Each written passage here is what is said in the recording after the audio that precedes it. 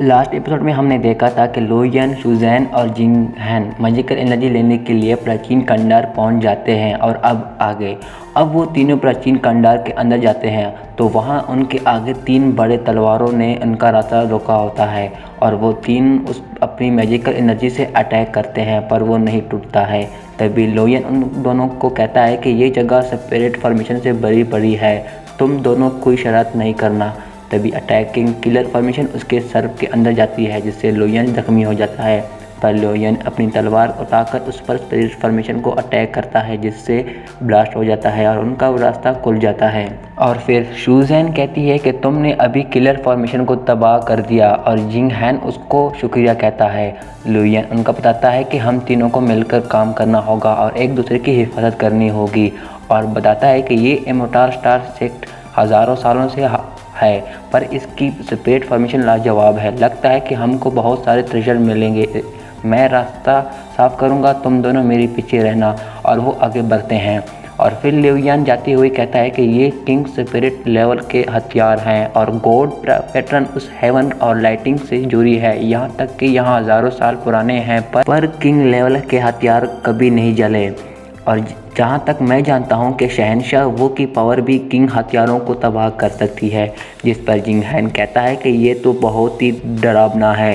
तभी लोयन खुद से कहता है कि उम्मीद है कि यहाँ पर लिन ज़ेंग भी होगी और तभी वो मैजिकल एनर्जी रूम में अंदर चले जाते हैं और जिस पर जिंग हैन कहता है कि ये मैजिकल एनर्जी लाजवाब है, ये ज़रूर ग्रेट मास्टर का होगा। जिस पर शुज़ैन कहती है कि प्राचीन स्टार सेट में बहुत सारे खुफिया जगह हैं, अगर हमको हद से ज़्यादा मैजिकल एनर्जी मिल गई तो पहले हम खंडार के अंदर जाएंगे और फिर जैसे ही तूरी आगे जाती है डेड मास्टर की स्पिरिचुअल पावर से अटैक होने की वजह से जैसे ही पीछे गिरती है लोयन उसे बचा लेता है। जिंग हैन उसे हीलिंग पावर से ठीक करता है और वो होश में आ जाती है। जिंग हैन पूछता है कि तुमको वोमेड ब्लड क्यों है, इस पर शुज़ैन बताती है कि मुझे लगा कि ये शार्प स्वॉर्ड है जो मेरी आंखों से गुजर गई है और फिर मेरे दिमाग में दर्द हुआ।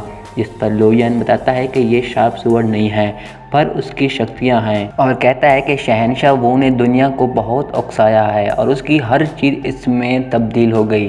जिस पर शुज़ैन कहती है कि फिर तो ये शहंशाह वो है और तभी लोयन उसके पास जाता है और अपनी स्पिरिचुअल माइंड पावर से वो सीन देखता है जब शहंशाह और वो कातिल बीस्ट लड़ रहे होते हैं।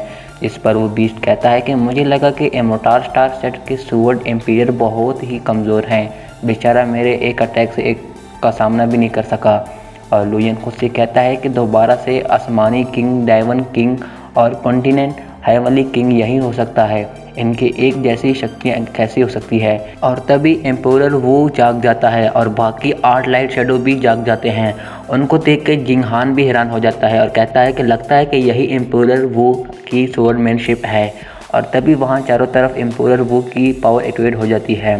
लोयन कहता है कि सारी ज़िंदगी शहंशाह वो स्वॉर्डमैनशिप को ही समझता आ रहा हूँ, अगर ये मेरे स्वॉर्डमैनशिप की अगेंस्ट जाती है तो मैं ऐसे और भी बनना चाहूँगा।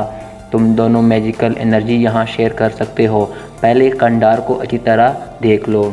और तभी जिंग हैन अपनी इस पियानो ट्रेजर को निकालकर उस एनर्जी को ऑब्जर्व करने के लिए बैठ जाता है और अपनी स्पिरिचुअल पावर ट्रेजर से उस एनर्जी को ऑब्जर्व करने लग जाते हैं।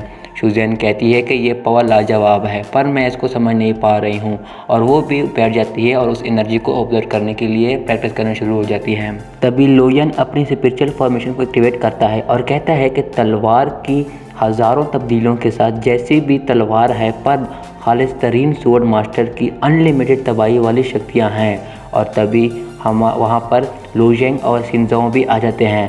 दोस्तों हमारा एपिसोड यहीं पे ख़त्म हो जाता है। ये एपिसोड कैसे लगा, अच्छा तरह लगा तो लाइक कीजिएगा। शुक्रिया।